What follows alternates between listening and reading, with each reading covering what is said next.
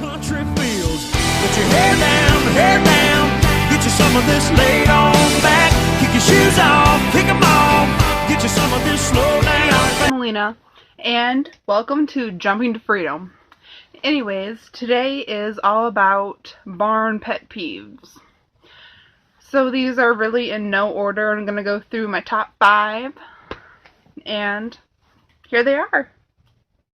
Anyways, number 1, just leaving your halters everywhere.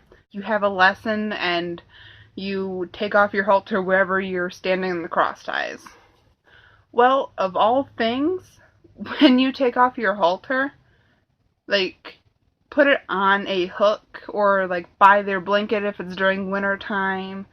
Just keep all of your horse's things together. I know that I'll be able to like walk in and there are halters everywhere. Like there will be like 2 on a hook, there will be one over here and one over there, but it's in the same cross tie area.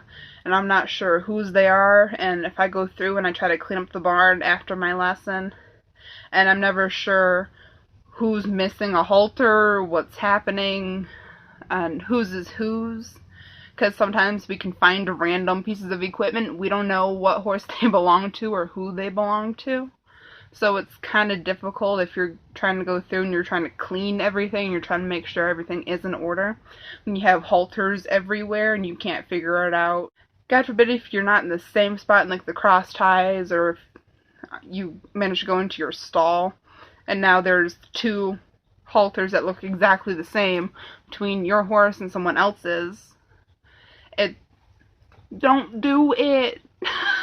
Have a designated spot for your halter away from everyone else's. Usually, like, you bring a bag or something to the barn. Just have your stuff by the halter. If I see a halter in someone's bags, I'll assume it's their horse's halter. It'll register. I won't touch their halter. I won't go through and try to figure it out because it's obvious that that halter is there and being used by their horse.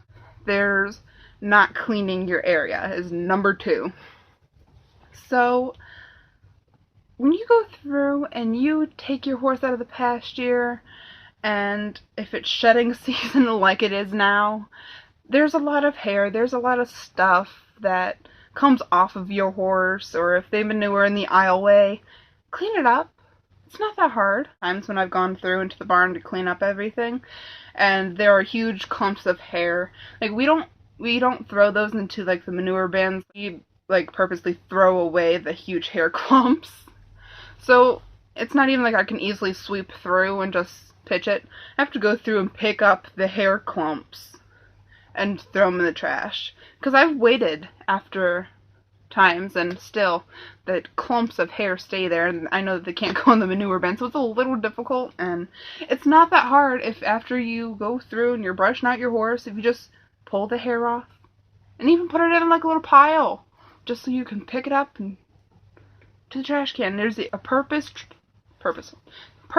trash can for that. There has to be work done after you're not in that barn.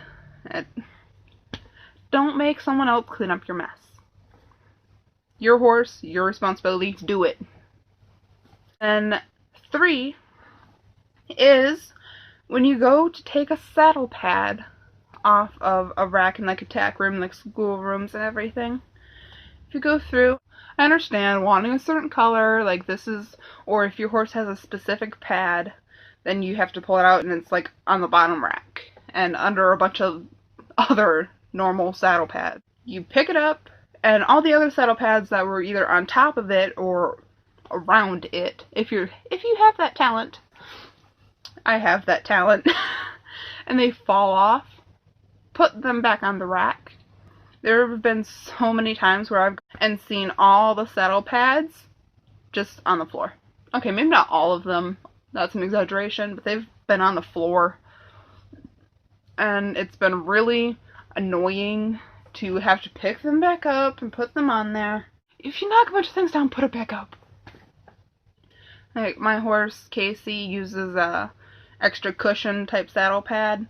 So it's like really thick, and it's usually at the bottom of everything. So I have to go through and take it out.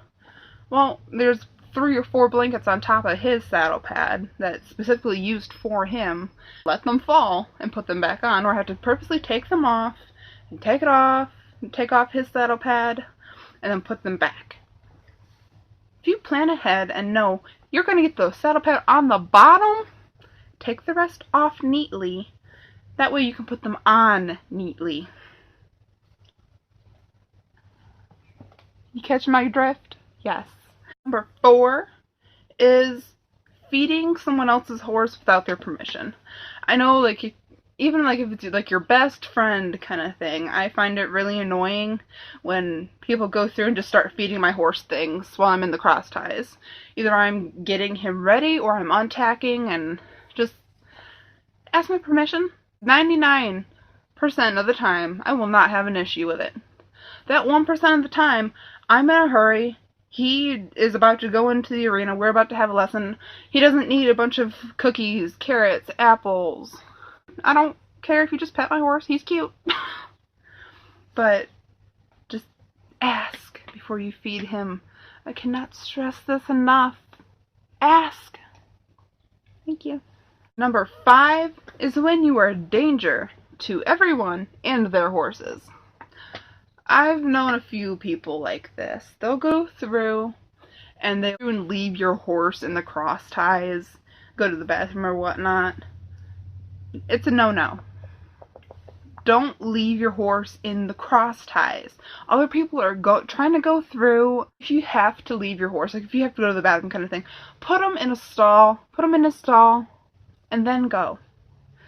It won't be that hard. It's one, but if you just leave your horse in the cross ties, so dangerous, everyone. Just don't do it, please.